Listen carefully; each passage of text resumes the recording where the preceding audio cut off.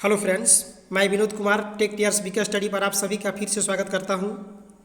चलिए आज की इस वीडियो में जो बिहार फायरमैन का परीक्षा हुआ है आज यानी 27 मार्च 2022 को जो फर्स्ट शिफ्ट का पेपर हुआ है उसके सभी के सभी प्रश्नों को बिल्कुल सही उत्तर के साथ हम यहाँ पर देख लेते हैं।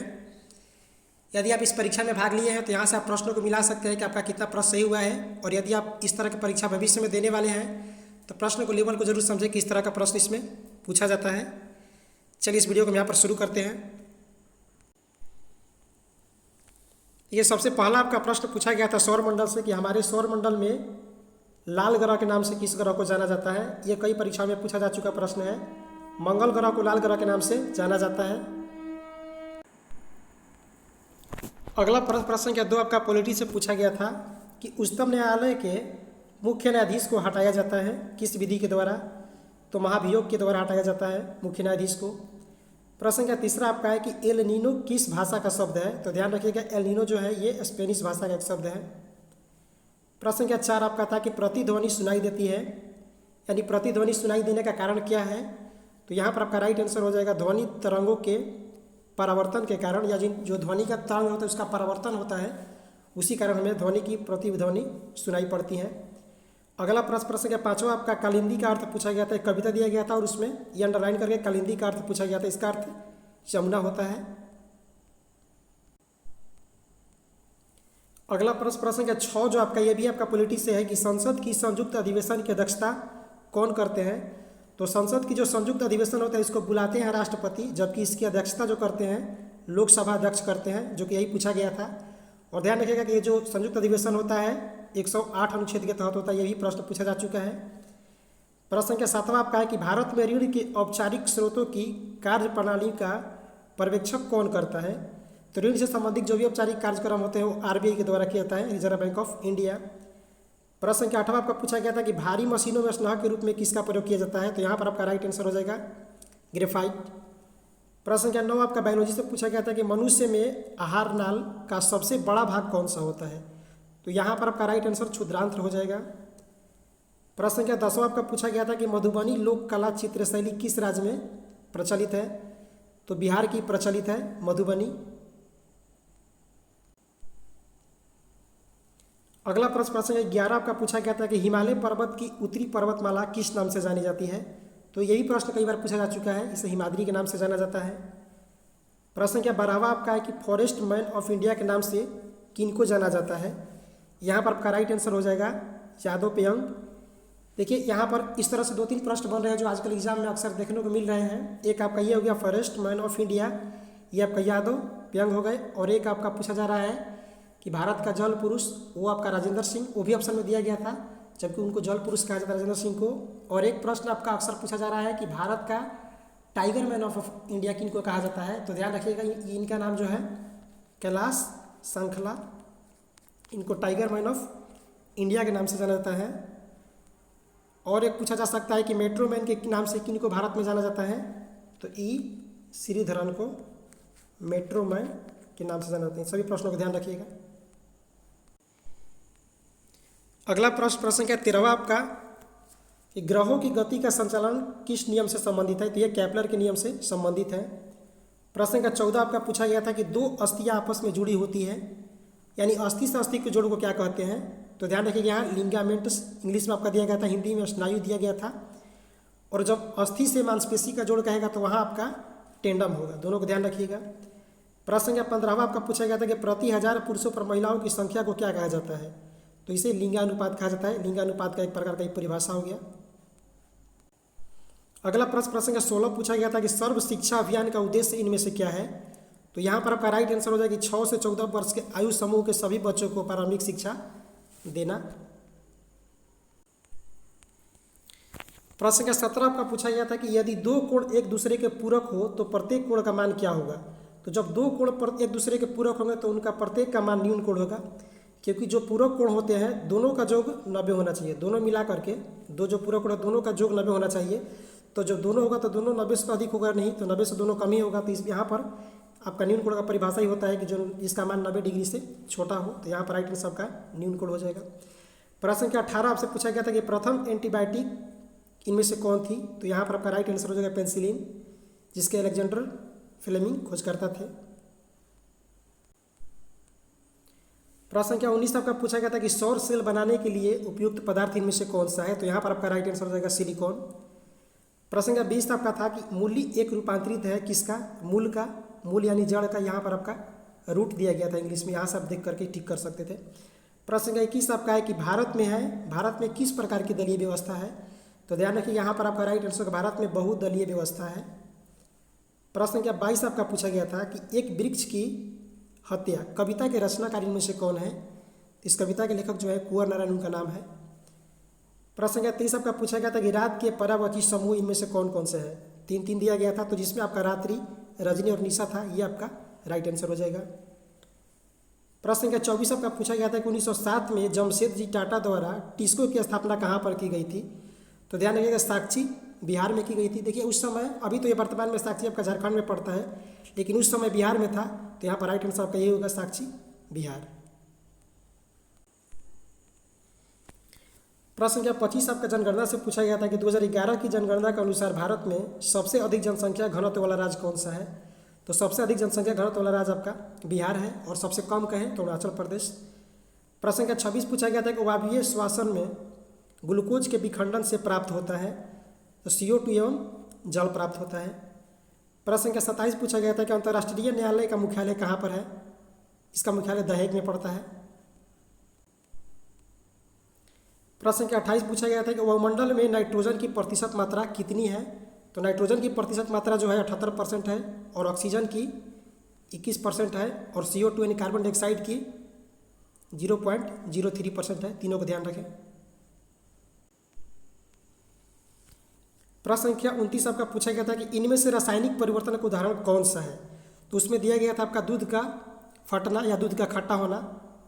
देखिए रासायनिक परिवर्तन वो है जिसमें पदार्थ एक बार अपना स्वरूप चेंज कर दे तो दोबारा अपने रूप में नहीं आ सकता है, तो दूध के फटने या खट्टा होने के बाद फिर इसे पुनः दूध हम प्राप्त नहीं कर सकते हैं, तो यहाँ पर आपका राइट आंसर यही हो जाएगा।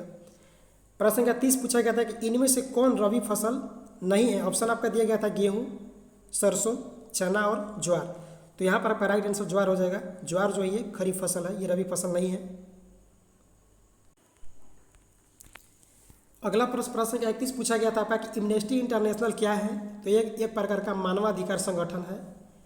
प्रश्न संख्या 32 पूछा गया था कि बारदोली सत्याग्रह में मुख्य भूमिका किसने निभाई थी, ये प्रश्न भी कई बार पूछा जा चुका है पिछले एग्जाम में, तो इसमें मुख्य भूमिका वल्लभ भाई पटेल निभाए थे, सरदार वल्लभ भाई पटेल।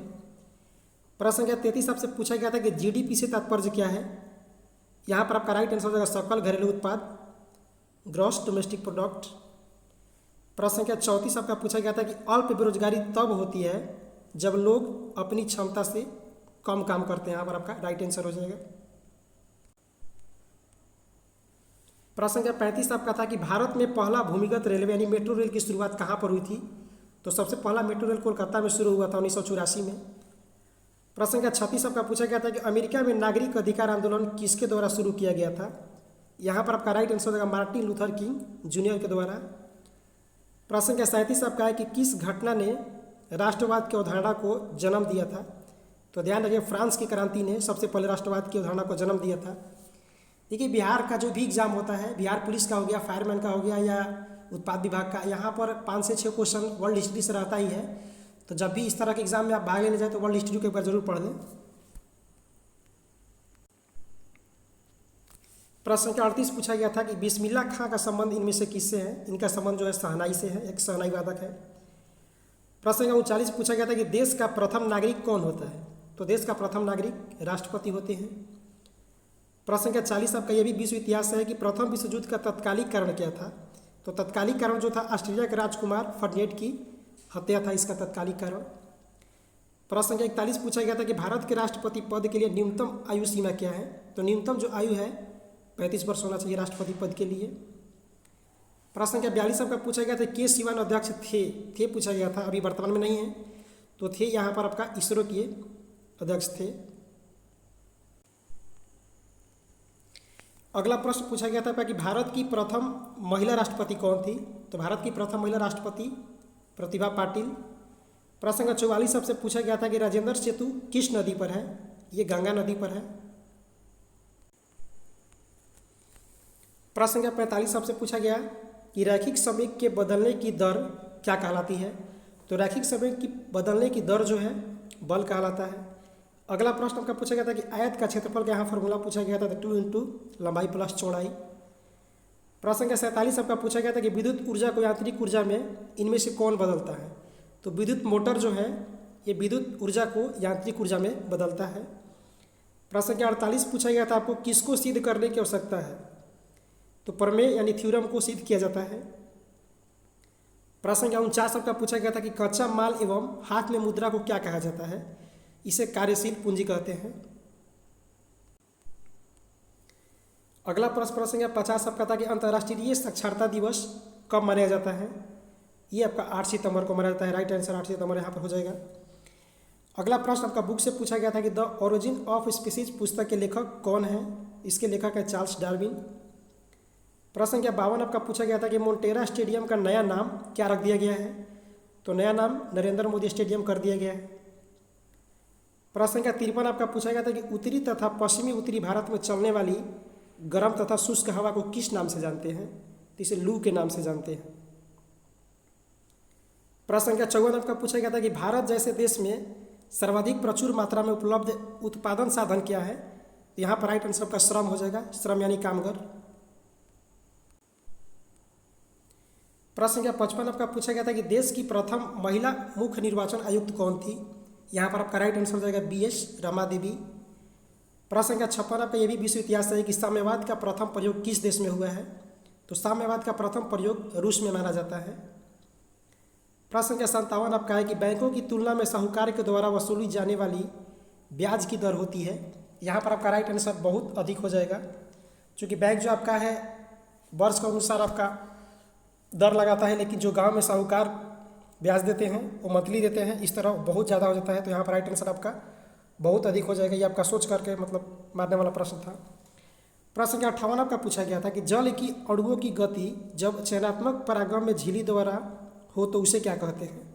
यहाँ पर आपका राइट आंसर हो जाएगा परासरण।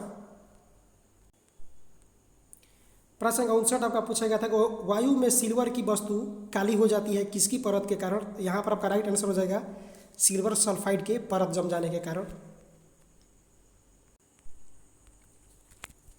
अगला प्रश्न का 60वां आपका है कि लोकतंत्र में अंतिम सत्ता निहित होती है। तो जनता में ये लोकतंत्र का परिभाषा ही है। प्रश्न का 61 आपका है कि मयूरभंज खाने प्रसिद्ध है। ये लौ यश के लिए प्रसिद्ध है, जो कि उड़ीसा में पाई जाती है। ये उड़ीसा में है खान। प्रश्न का 62 आपका है कि बस्तर आंदोलन में किनकी भूमिका मुख्य रूप से थी। तो मुख्य भूमिका जो थी इनका नाम था गुंडाधुर। प्रश्न का 63 आपका है कि श्वेत क्रांति का संबंध किससे है। तो श्वेत क्रांति आपका दूध के उत्पादन से संबंधित है। प्रश्न का 64 आपका यह भी विश्व इतिहास से पूछा गया है कि अमेरिका के स्वतंत्रता संग्राम के नेता कौन थे। जॉर्ज वाशिंगटन थे वहाँ के नेता। प्रश्न का 65 आपका पूछा गया था कि भारत के नियंत्रक एवं महालेखा परीक्षक की नियुक्ति कौन करते हैं। तो भारत के जो CAG होते हैं इनकी नियुक्ति राष्ट्रपति के द्वारा की जाती है। अगला प्रश्न का 66 आपका पूछा गया था कि 15वीं शताब्दी में कौन से व्यापारी सबसे पहले हिंद चीन पहुंचे थे। हिंद चीन का मतलब यही बोल रहा है जो पुर्तगाली आए थे भारत में। हिंद चीन क्षेत्र ये भारत और चीन का क्षेत्र।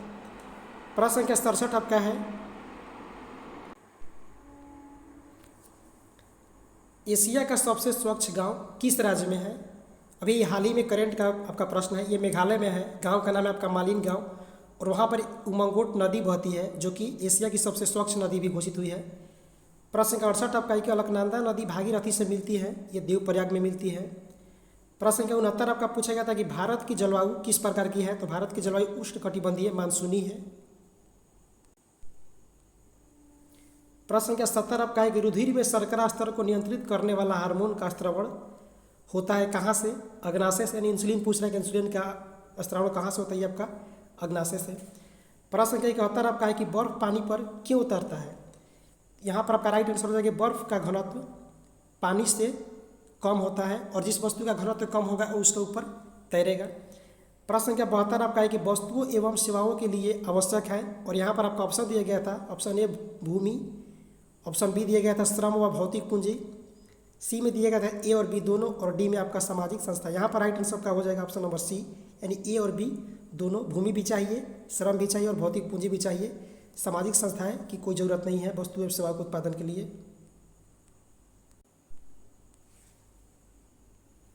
प्रश्न संख्या आपका 73 पूछा गया था कि निम्न में से कौन भारत के उप प्रधानमंत्री नहीं रहे हैं। ये ऑप्शन लाइज था आपका, यहाँ पर आपका राइट आंसर हो जाएगा HN बहुगुणा।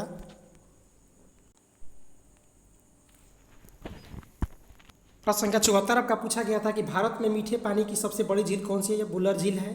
और प्रश्न संख्या 75 आपका पूछा गया था कि साइट्रिक अम्ल इनमें से किसमें पाया जाता है। नींबू यानी खट्टे फलों में पाया जाता है आपका साइट्रिक अम्ल।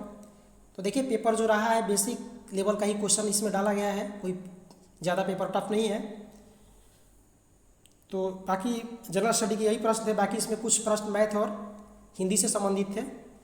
देखेंगे उसको हम नेक्स्ट वीडियो में डालने की कोशिश करेंगे।